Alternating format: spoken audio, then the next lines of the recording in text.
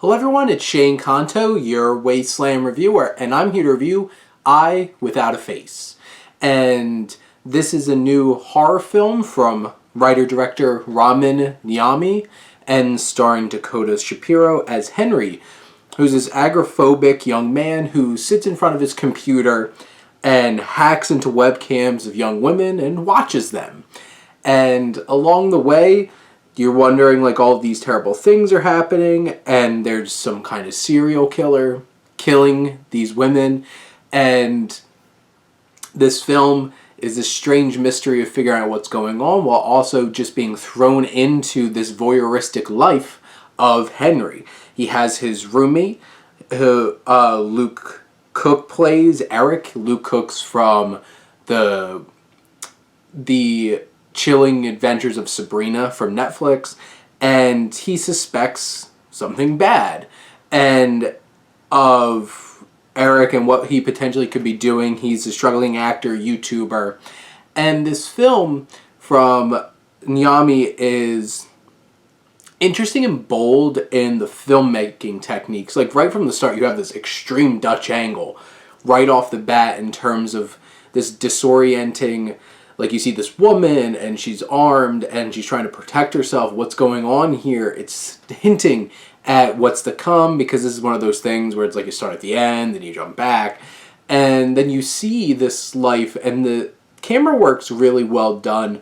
This is honestly a pretty good-looking film for something that obviously is really low-budgeted, but those filmmaking techniques work.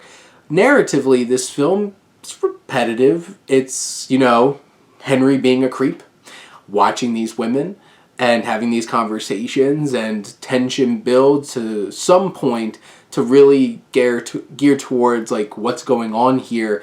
And it's pretty shocking where this film might go.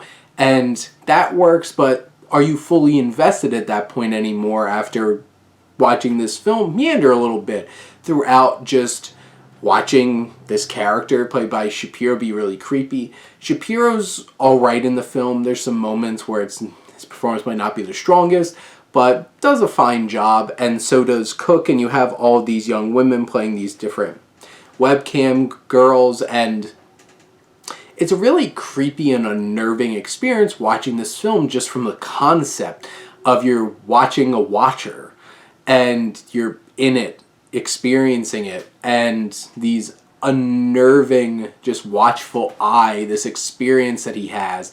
And this film is something where it's like, there's things I admire about it, things that work for it, but in the end, I don't know if this really came together as a really satisfying horror thriller experience where I'd be like, I would definitely watch this again, or I'd definitely recommend it.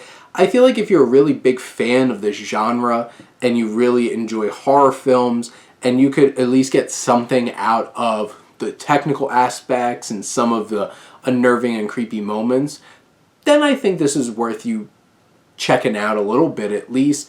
If you're somebody that really needs to be invested and something for it to really come together and leave you truly satisfied at the end, I don't think this film ever reaches that point, and it's disappointing, but that's how it really felt. As I got to the end of the film, I was like, okay, how this all played out was interesting, but do I care?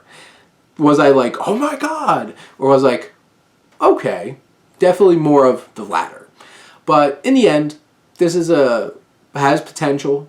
It's a decently well-made, fine little film, and, if you enjoy horror thrillers, you might get something out of this. But those are my thoughts on Eye Without a Face. Let me know what you think, and let's talk some movies. But thank you as always for tuning in and supporting your Wasteland reviewer.